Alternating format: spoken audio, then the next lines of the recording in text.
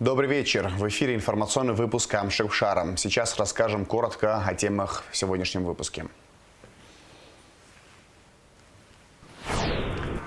Уровень воды в Джварском водохранилище превышает показатели прошлого года на 60 метров. Как удалось этого добиться, в нашем материале. Абхазское телевидение 6 ноября отмечает день рождения. Ровно 47 лет назад в 19:00 в эфир вышел первый выпуск новостей на абхазском языке. В доме на улице Киарас в Гудауте, где жил и работал во время войны народа Абхазии Владислава Арзенба, будет создан музей.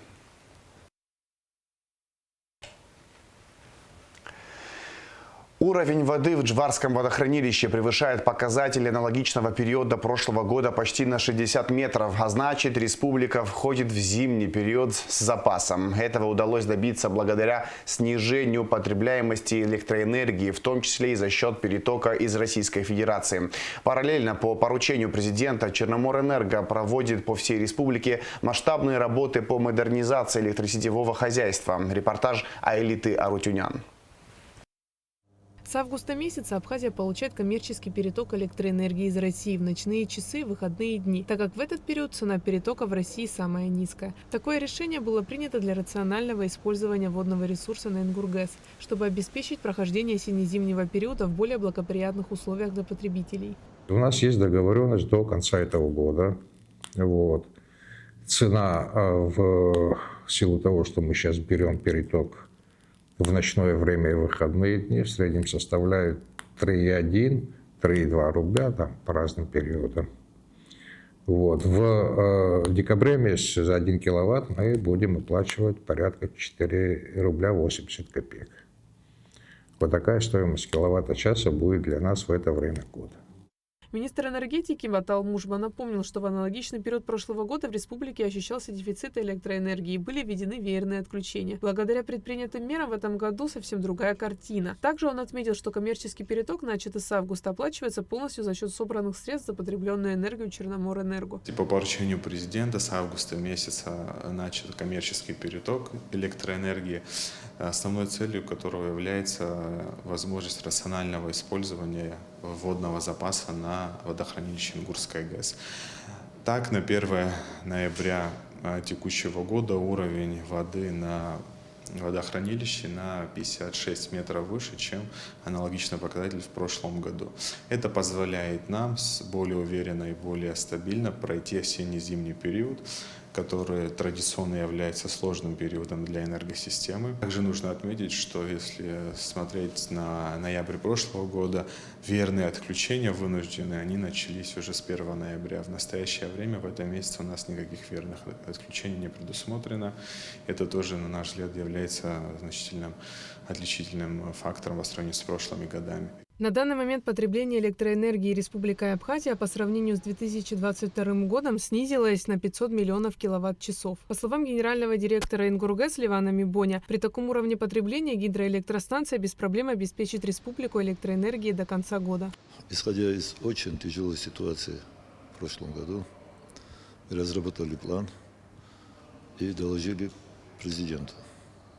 И по его распоряжению Черноморэнерго начала закупать электроэнергию уже с августа месяца. Уменьшилась доля Абхазии в переработке Ингургэс и, соответственно, грузинская сторона, Министерство экономики и государственная электросистема принял очень действующие меры, чтобы соблюдать 60/40, и уже в августе месяце были запущены и включены в сеть тепловые блоки, работающие на газе. И у нас запас водохранилища на сегодняшний день составляет около 400 миллионов киловатт-часов. К слову сказать, 5 ноября исполнилось 45 лет со дня выхода электростанции на проектную мощность в 1,3 миллиона киловатт-часов. Ингургэс – крупнейшая на территории Кавказа гидроэлектростанция. Расположена она на реке Ингур. Ингургэс – это единственный собственный источник электроэнергии Абхазии. Плотина расположена на территории Грузии, а турбины и генераторы на территории Абхазии. Станция была введена в эксплуатацию в 1978 году и по сей день продолжает работу.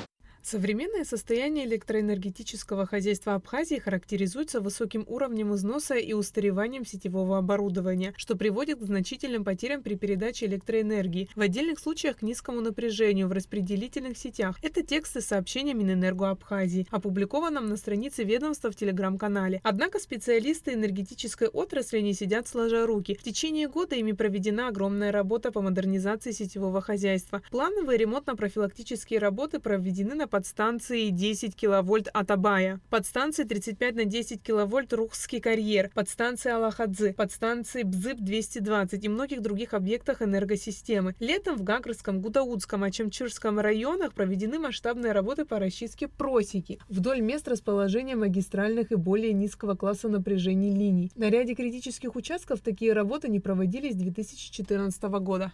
Работы у нас ведутся повсеместно. В каждой райэлектросети, в каждой группе подстанций у нас где-то что-то, какие-то работы происходят.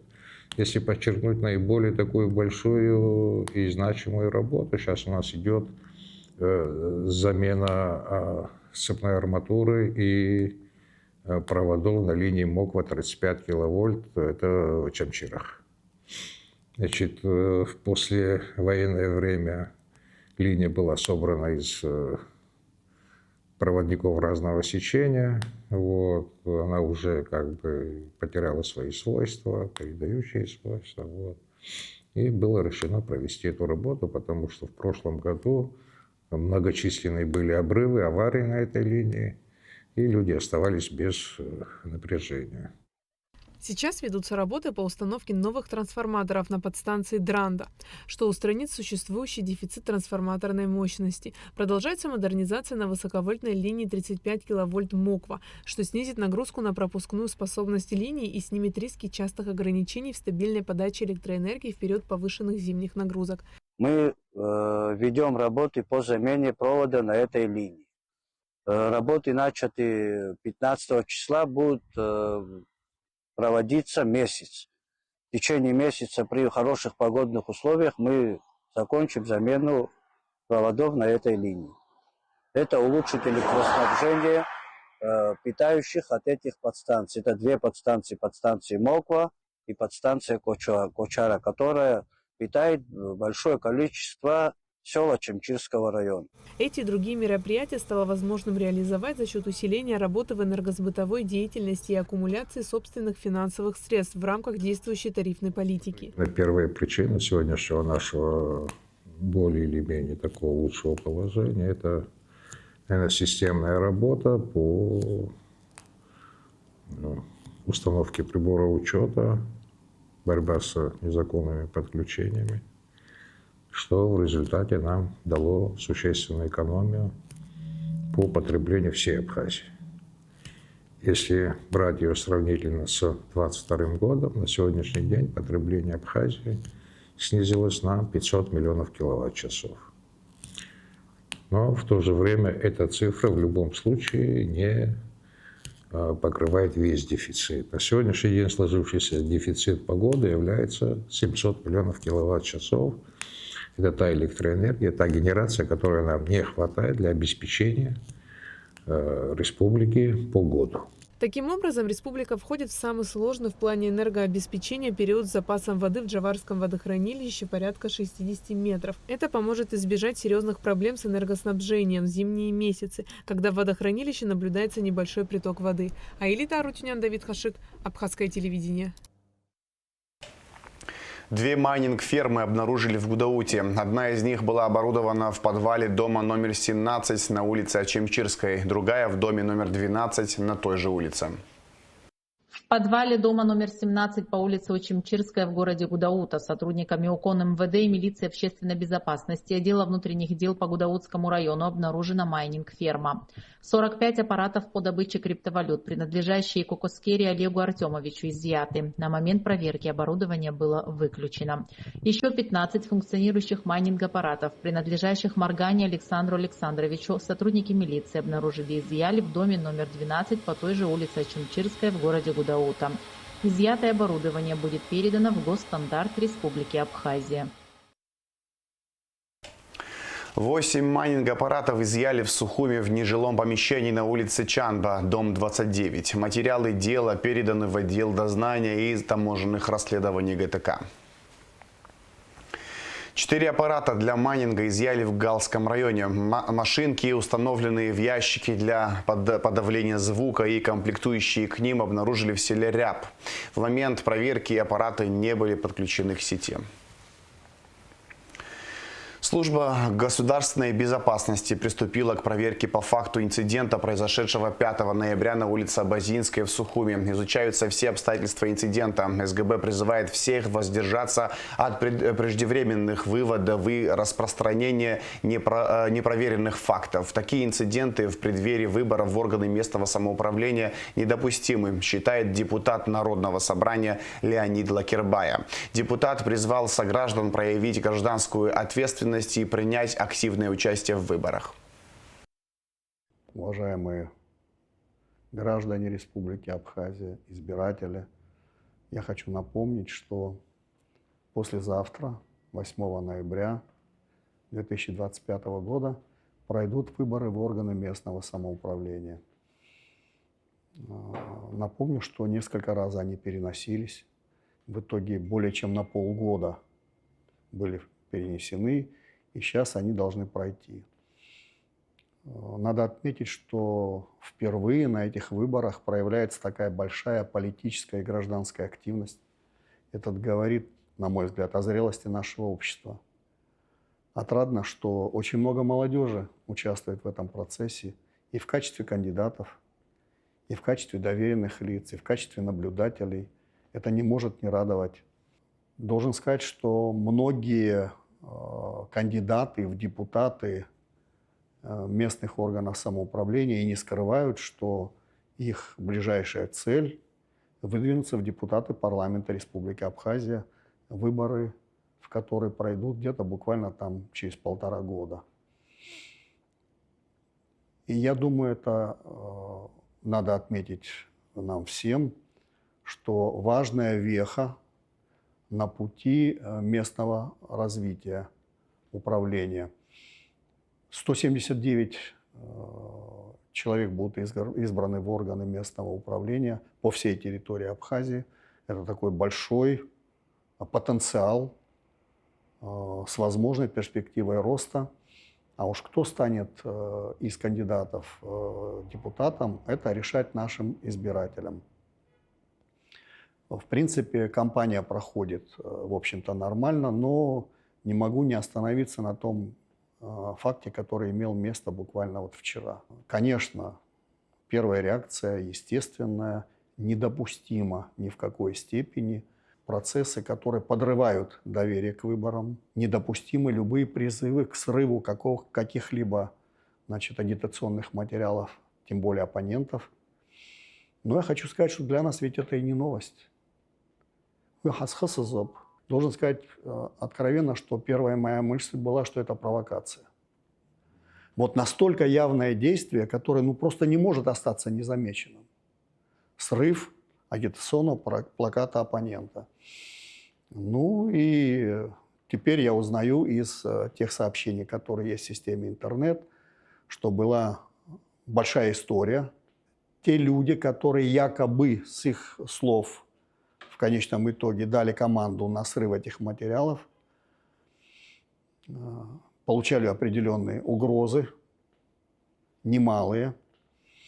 Ну и в итоге появились те, кто стал говорить о том, что чуть ли не надо перенести эти выборы, что такая ситуация нетерпима и так далее. Ну, для меня не то что странно, я во многом согласен, что недопустимы те вещи, о которых вот я сказал, но мы видели гораздо хуже ситуацию. А что у нас были какие-то выборы, которые были отмечены прям тишью и благодатью, что ли? Давайте вспомним недавние президентские выборы 2025 года. И стрельба на избирательных участках. Но это не помешало нам провести выборы. Потому что другой формы услышать голос народа у нас просто нет. Я считаю, что выборы должны быть. В конце концов, есть партии, есть движения. Я в данном случае выступаю как представитель партии Айтайра. Мы тоже выдвинули 18 кандидатов по всей Абхазии. в органы местного самоуправления, но решать должны не мы, решать должны наши избиратели. Никакая партия, никакое руководство страны, никакие политические силы, никакие группировки не должны решать судьбу выборных органов Республики Абхазия. А то, что касается инцидента Мешева места, для этого есть соответствующие органы, которые, конечно же, должны дать свою оценку в обязательном порядке. Эта оценка должна быть доведена до всего нашего общества. Это их работа. Они со своей работой должны справиться. Я в завершении еще раз призываю наших избирателей прийти на выборы. Я хочу обратиться к кандидатам, хочу к доверенным лицам, к наблюдателям, сохранять спокойствие, действовать четко в рамках закона о выборах в органы местного самоуправления.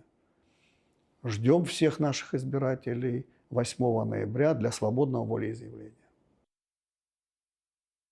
В пресс-центре «Спутник Осетия» прошел видеомост с героем ДНР, командиром пятнашки Ахрай Авицба. Он подчеркнул, что основа братства – семейные ценности, уважение к истории и бережное отношение к своим корням. Ахрай Авицба также отметил, что считает себя частью команды Абхазии, как и все те, кто искренне желает добра своей родине и делает что-то полезное для ее развития. По его словам, одна из главных задач команды Абхазии – это объединение людей всех возрастов, готовых работать на благо республики. Я часть команды Абхазия. Это направление, которое не только люди объединились, чтобы представлять наш край, чему-то учиться, развивать. Это те люди, которые объединились созидать. Это те люди, которые объединились что-то создать. Это люди, которые устали говорить со вторых ролей, которые могут сидеть и критиковать, что что-то можно сделать лучше, а вот с первых ролей это надо встать, пойти и показать, что можно жить, делать лучше, чему-то учиться. И такая возможность нам выпала, что наши ребята активные начали везде ездить, все двери им открылись. И как друг Абхазии сказал, мы сделаем максимум, чтобы для вас были открыты двери, ваша задача в них войти. Вот наши ребята, команда Абхазии, начали в него входить. И тем самым показали, что это не те 100 человек, которые активные, а именно весь наш народ, который их поддерживает, который им помогает, сопутствует и вместе с ними чему-то учится, что-то у них берет за опыт. И вместе только мы сможем построить. Поэтому не надо отделять команду Абхазии от нас. Мы все являемся частью этой команды, и мы всегда будем вместе только тянуть нашу родину к светлому будущему. И надеюсь, что каждый осознает, что потраченное время его никогда не воротишь. И надо его тратить с пользой для нашей страны, для нашего народа, для наших семей. Поэтому давайте все вместе поддержим этих ребят и будем не только радоваться тому, что чему-то они выучились, и у них будем учиться, и будем надежной опорой для них всех, чтобы они могли реализовать свои проекты, и мы могли радоваться реализованным проектам, так как все проекты направлены на развитие нашей страны.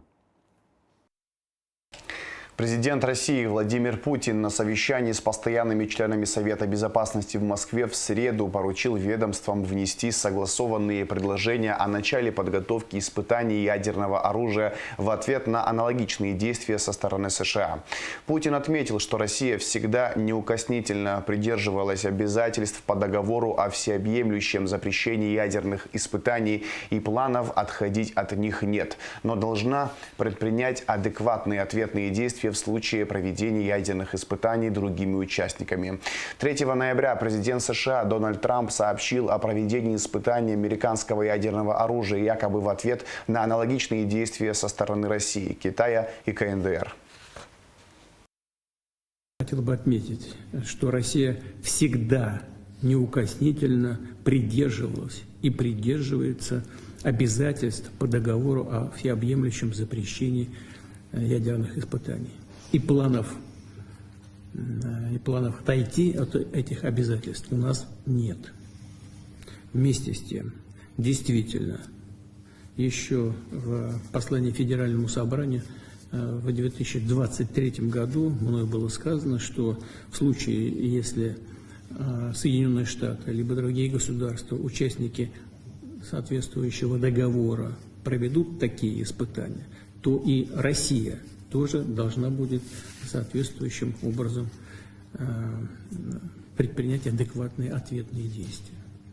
В этой связи я поручаю Министерству иностранных дел, Министерству обороны Российской Федерации, специальным службам и гражданским ведомствам, соответствующим гражданским ведомствам, сделать все для того, чтобы собрать дополнительную информацию по этому вопросу, провести ее анализ на площадке Совета Безопасности и внести согласованные предложения о возможном начале работ по подготовке испытаний ядерного оружия. Более 6 миллиардов рублей налоговых платежей поступило в бюджет Абхазии за 10 месяцев текущего года. Это на 922 миллионов рублей больше, чем за аналогичный период прошлого года, сообщили в Министерстве по налогам и сборам. План перевыполнен на 11%. В парламентском комитете по экономической политике, реформам и информационным технологиям обсудили вопрос внесения изменений в проект закона о туристической деятельности. В работе заседания приняли участие министр туризма Астамур Логуа, руководители турфирм, а также представители Ассоциации экскурсоводов и Абхазского союза туризма. Инициатор законопроекта депутат парламента Инар Гицба. Целью внесения изменений является необходимость внедрения в правовое поле понятия демпинга цикличного и механизма его сдерживания в сфере туристической индустрии, что позволит предотвращать реализацию туристических услуг по ценам существенно ниже себестоимости и вытеснение более мелких конкурентов. В свою очередь, министр туризма Астамур Логуа предложил комитету на рассмотрение новый проект закона о туристической деятельности «Современный туризм», который заменит действующий закон и будет отвечать сегодняшнему дню. Речь идет о предоставлении малым объектам размещения помощи в виде льготного кредитования. По прошедшему сезону мы должны хороший сделать анализ, дать хорошую оценку для того, чтобы в последующие годы те, может быть, ошибки не повторялись или они не были убыточными. Примером одной скажу тот демпинг цен, который произошел в туристическом комплексе, да, где какая-то часть сегмента, туристического сегмента, так называемый частный сектор, не смог заполнить свои койко-места, то есть другие комплексы, которые восполнили и заполнили свои услуги, оказали свои услуги в полном объеме. И вот это интересный момент, который также нужно пообсуждать, и что нужно для этого сделать, кого нужно поддержать, или кого нужно ограничить, или нужно ли нам какие-либо другие действия сделать для того, чтобы все это остановить. Что же касается малых объектов размещения, эта история еще сложнее. И, как мне кажется, все-таки нам надо здесь применять другие инструменты для того, чтобы и малые объекты размещения могли развиваться. Какие это должны быть инструменты? Я об этом говорил не раз, повторюсь и сейчас. Это зачастую люди, которые своими силами, без всякого рода поддержки, смогли реализовать эти проекты небольших гостиничных комплексов, коттеджных поселков и так далее. Но для того, чтобы сегодня быть конкурентоспособными с большими отелями, гостиницами, нужно улучшать уровень сервиса, нужно улучшать предложения по, скажем так, ключевым направлениям, да, развития. Мне кажется, надо найти возможность поддержать их в виде льготного кредита, абсолютно льготного. Не такого, который сегодня предлагают наши банки, в силу своих возможностей, потому как это невозможная история, скажем так. И мои предложения были озвучены на уровне встреч в Минэке. Они заключаются в том, что, даст Бог, программа льготного кредитования, которая поддерживает развитие абхазской экономики, должна немножко переориентироваться, или какая-то часть из нее должна пойти на поддержку и развитие малого и среднего бизнеса. Абхазское телевидение 6 ноября отмечает день рождения. Ровно 47 лет назад в 19 часов в эфир вышел первый выпуск новостей на абхазском языке. Так началась наша история. Открытию национального СМИ предшествовала большая работа. Создание абхазского телевидения – это заслуга патриотов и активистов национально-освободительного движения против попрания прав народа и ограничения национальной свободы и самостоятельности со стороны руководства Грузии. Этот день стал победой нашего народа в борьбе за право говорить и думать на родном языке и рассказывать о своей культуре и традициях. Президент Бадра Гунба поздравил сотрудников абхазского телевидения с днем основания. Глава государства отметил, что абхазское телевидение за годы работы стало не только средством массовой информации, но и важной частью общественной и культурной жизни, свидетелем судьбоносных событий. Телевидение работало и в сложные годы Отечественной войны народа Абхазии. Его сотрудники освещали события на фронте, некоторые пожертвовали своими жизнями. Президент подчеркнул, что сегодня телевидение несет ответственность за формирование общественного мнения и укрепление национальной идентичности. Пожелал коллективу АГТРК успехов и творческих достижений.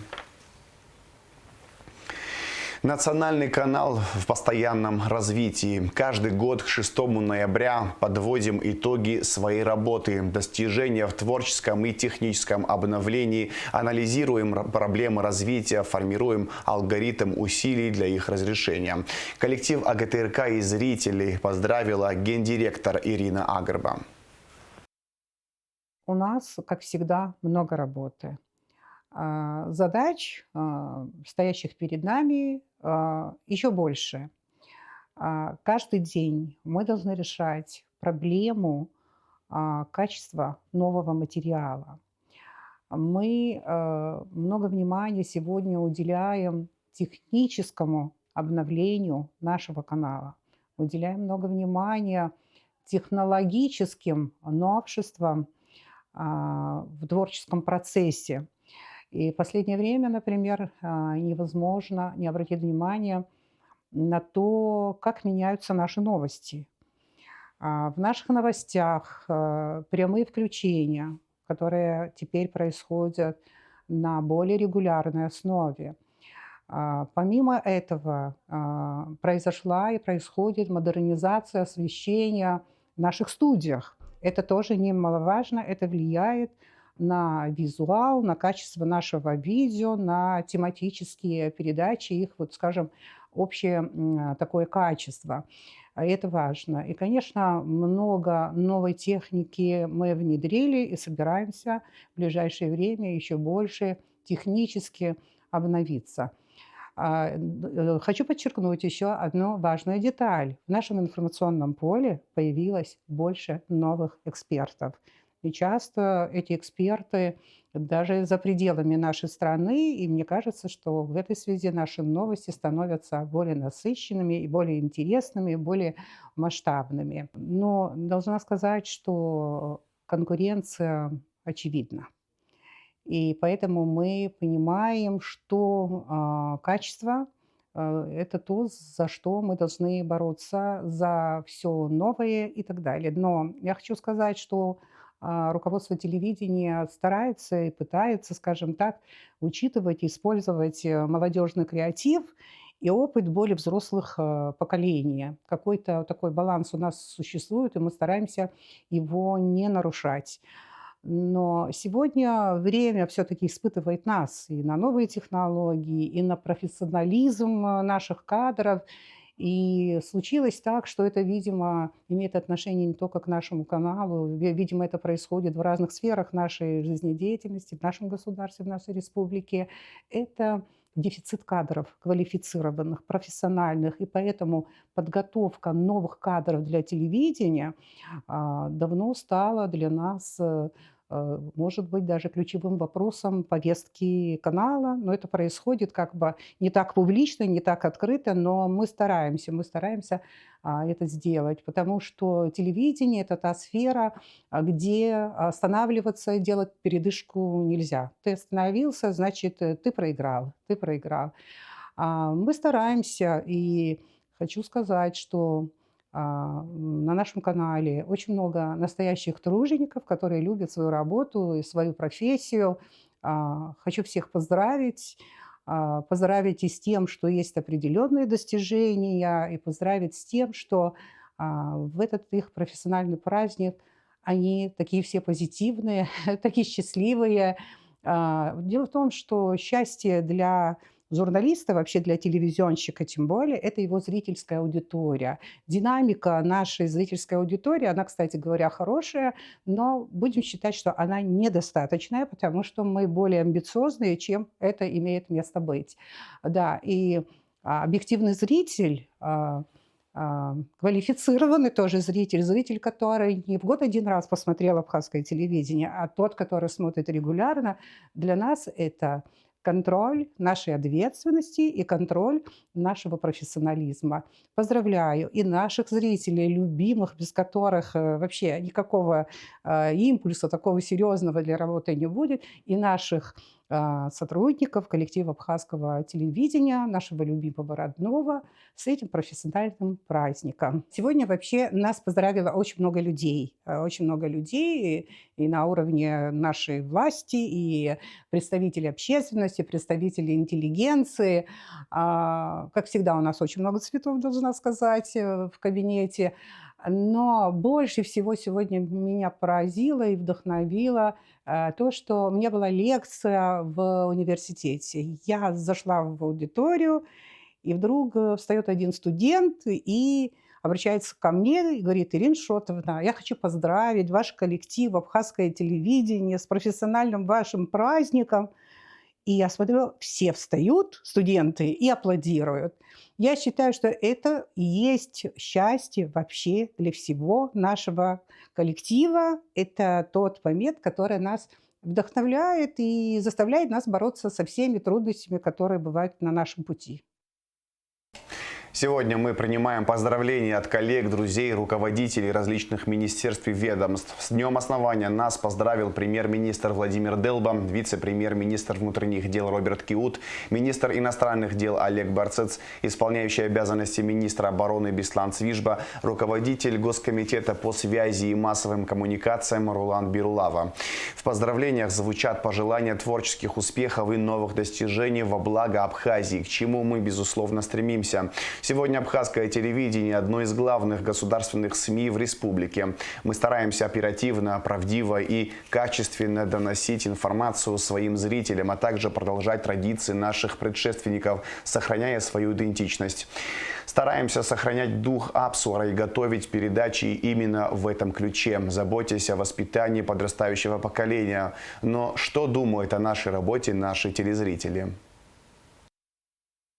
Абхазское телевидение, конечно же, смотрю. Вообще для меня телевидение, оно ассоциируется с тем, что вот чем занимается именно абхазское телевидение. Потому что после войны, когда источников вещания было практически очень ограниченное количество, и, естественно, голосом государства было наше абхазское телевидение в лице тех энтузиастов и профессионалов, которые там работали. Поздравляю с днем рождения телевидения. Моя одна из излюбленных передач – это «Шишибзе Абсенпела».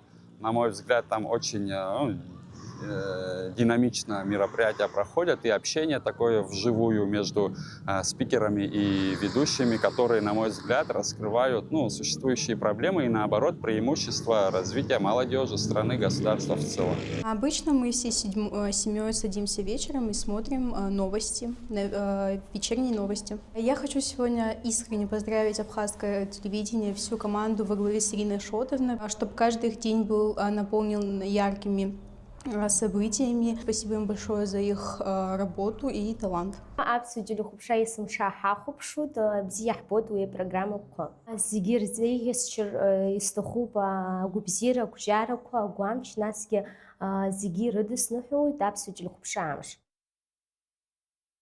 В доме на улице Киарас в Гудауте, где жил и работал во время Отечественной войны народа Абхазии Владислав Григорьевич Арзенба, будет создан музей.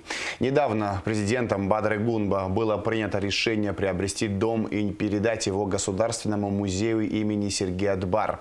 Здесь уже начались расчистка территории и подготовка дома к капитальному ремонту. Гугут Савардани расскажет подробнее. А все-таки странно, Владислав Григорьевич. Наверное, вы могли бы сделать своей резиденцией дачу Хрущева в Пицунде. А выбрали вот этот дом. Туалет, прошу прощения, на улице, он умывальник отсюда виден. Это почему так? Ну, во-первых, дача Хрущева, она пока еще не принадлежит нам. И она является национальным достоянием республики. Вот. А я думаю, здесь вполне такие боевые условия, соответствующие нашей сегодняшней действительности.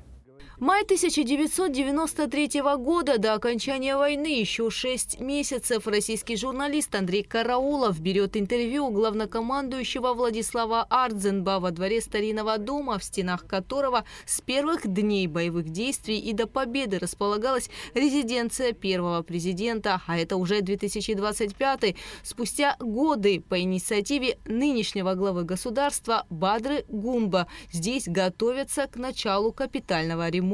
Совсем скоро свои двери распахнет мемориальный музей имени Владислава Григорьевича. Просторное двухэтажное здание с балконами по улице Киарас, 93 в Гудауте. В его стенах решались важные и острые вопросы, принимались судьбоносные решения. До войны и после нее дом находился в частных руках. Бадра Гунба нашел хозяев, выкупил здание и поставил его на баланс государства.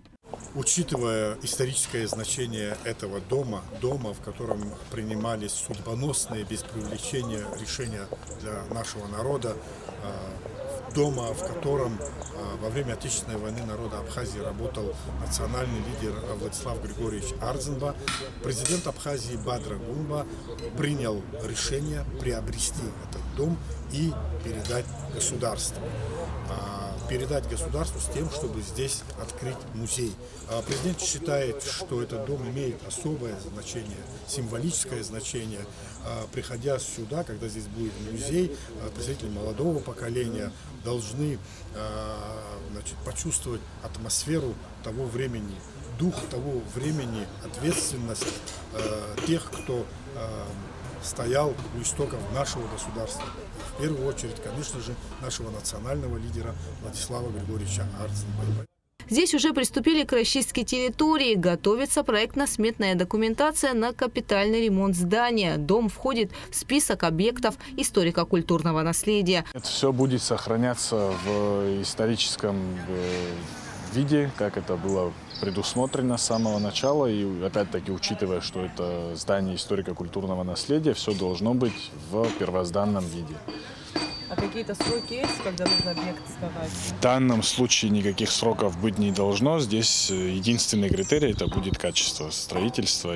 Вопрос о капитальном ремонте этого здания поднимался не раз. В разные годы о важности увековечить здесь память первого президента говорили общественные деятели, представители интеллигенции. И вот совсем скоро в этом здании откроется мемориальный дом-музей имени Владислава Арзенба.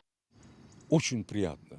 Я искренне говорю, очень приятно, что новый глава государства, когда увидел и донесли, что он взял это под личный контроль, и все вопросы организационные он решил, и финансовые, и организационные, что этот музей будет филиалом Гудаутского государственного музея. Просто нет слов. Таких запущенных вопросов много в Абхазии. И так поодиночку и понемножку мы должны решать, чтобы наши дети, если будут знать историю, они сохранят настоящее и будущее. Это азбука вообще человеческой жизни. Дом на улице Киарас, 93 в Гудауте построен в 1905 году. Здание передано Музею боевой славы города Гудаута имени генерала Сергея Дбар. Гугут Савардани, Адица Сагария, Эльдар Дамиров, Фатима Гергия, Роберт Ломия. Абхазское телевидение. Специалисты управления капитального строительства продолжают ремонт дорожной инфраструктуры в Гудаутском районе. Работы ведутся как в рамках местного бюджета, так и в рамках инвестиционной программы. У нас продолжается выполнение работ по Гудаутскому району по устройству дорожной инфраструктуры в рамках реализации инвестиционной программы. На текущий момент проводятся работы по улицам 23 июля, по улице Керазы и по улице Пушкина. По улице Кераз работы завершены, и по двум перечисленным ранее улицам работы в процессе выполнения. Также продолжаются работы по устройству дорожной инфраструктуры по бюджетному финансированию. Это такие улицы, как Добровольцев, Гардские, Шамба, и благоустройство двора по улице Кистрикская. Помимо запланированных работ по дорожной инфраструктуре, также в Гудаутском районе производятся работы в городе Новый Афон по строительству второго этапа системы очистных сточных вод района. Проводятся работы по устройству КНС и напорных коллекторов между ними первого и второго этапа. Начался полномасштабный ремонт улицы Басария в Сухуми. Работы ведутся в рамках инвестпрограммы и включают замену всех коммуникаций: водопровода, водоотведения, ливневых коллекторов и канализации, а также благоустройство тротуаров, установку освещения и укладку асфальта, сообщил замглавы города Константин Тарба. Администрация города приступила к полномасштабной реконструкции по улице Басария. Данная реконструкция включает в себя замену всех коммуникаций. Это водоотведение, водоснабжение, ливневых коллекторов. Далее будет укладка асфальта, замена тротуарной пешеходной части, благоустройство данной улицы, освещение. Такая возможность появилась благодаря инвестпрограмме. На сегодняшний день Сухумский водоканал производит работы по замене водоотведения и водоснабжения. Данная улица на протяжении многих десятилетий, можно сказать, была очень в плачевном состоянии. Проблемные были коммуникации, подъезды были в очень плохом состоянии. Благодаря данным работам появится в городе Сухум еще одна очень благоустроенная, благоприятная и комфортная для жителей улица.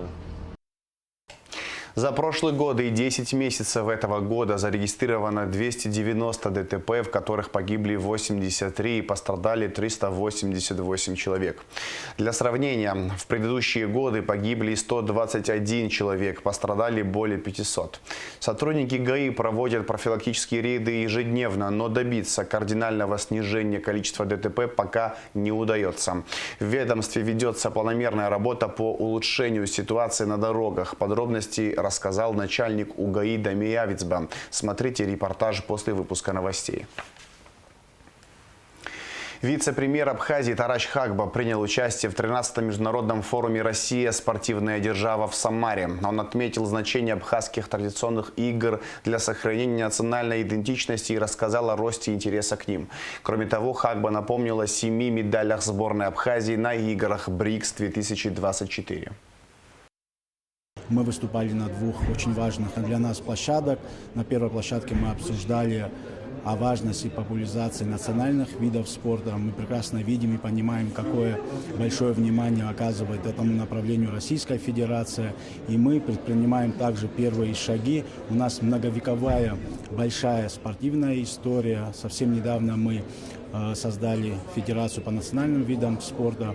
Уже в этом году мы проводим чемпионат Абхазии по аймцакячер. Это один из видов. У нас их более 40. И наша сегодняшняя задача сделать все, чтобы максимально популяризировать все виды нашего спорта.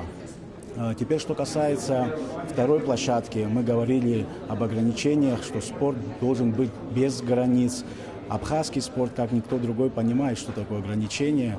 Мы около 32 лет не имеем возможности представлять свою страну на международной арене по олимпийским видам спорта. Всеобщими усилиями я уверен, что мы идем в правильном направлении.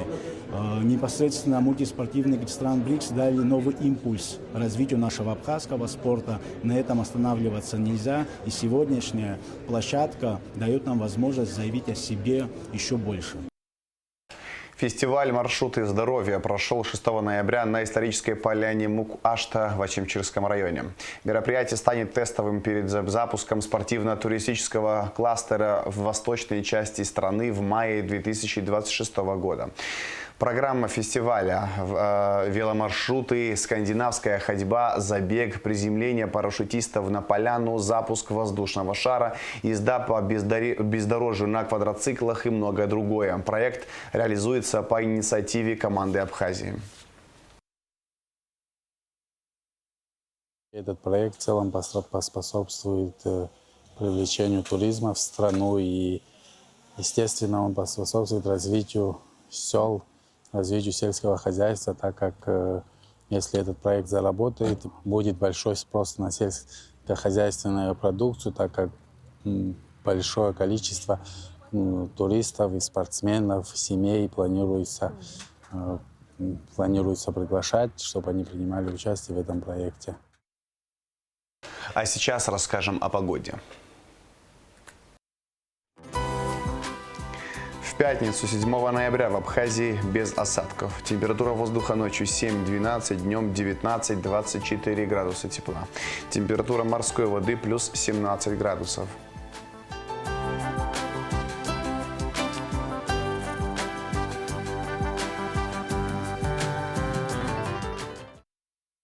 На этом информационный выпуск Амшикшара подошел к концу. Всего хорошего. До свидания.